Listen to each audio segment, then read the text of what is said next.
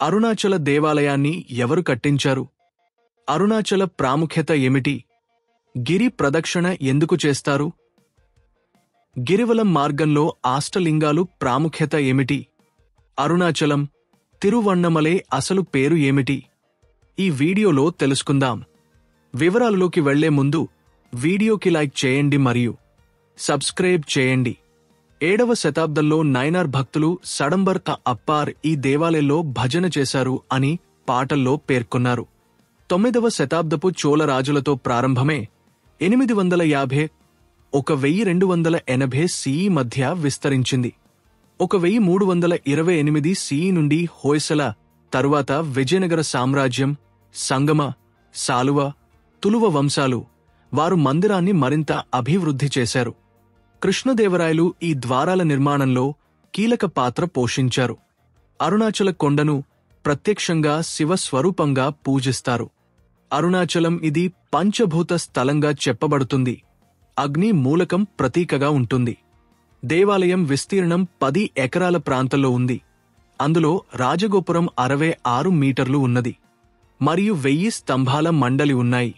కార్తీక దీపోత్సవం ప్రధాన పండుగ చేస్తారు. ప్రతిరోజు 6 సమయాల్లో పూజలు చేస్తారు. గిరి ప్రదక్షిణ, గిరివలం అని కూడా అంటారు. ఇది కొండ చుట్టూ సుమారు 14 కిలోమీటర్లు ఉంటుంది. గిరి ప్రదర్శన భక్తి పెంచే మార్గం అంటారు. ప్రదక్షిణ పాపాల నాశనం, రిఢ ఆశల నెరవేర్చడం, ఐఫ్ పునర్జన్మవశన విముక్తి, ఘ జ్ఞానమార్గంలో విమోచన అని శ్రీ రమణ మహర్షి చెప్పారు. గిరివలం మార్గంలో అష్టలింగాలు ఉంటాయి. ఇంద్రుడు, అగ్ని, యమ, నిరుతి, వరుణ, వాయు, కుబేరుడు, ఈశాన్య లింగాలు ఉన్నాయి. ఇవి ప్రదేశానికి సంబంధించిన దివ్య శక్తులకు ప్రతీకలు. ప్రతి దిక్కున ఒక లింగం ఉంది. పౌర్ణమి రాత్రులు, ముఖ్యంగా కార్తీక దీపోత్సవ సమయంలో కొండపై వేలాది దీపాలు వెలిగిస్తారు. రౌద్రశక్తి శాంతిగా మారుతుంది అని నమ్ముతారు. పూర్ణిమ శక్తి పునర్జన్మ లేకుండా చేస్తుంది మరియు మానసిక శాంతి, అనుభూతి స్థితి తెస్తుందని భావిస్తారు. పురాణం ప్రకారం మొదటి గిరివలాన్ని దేవి పార్వతి చేశారు.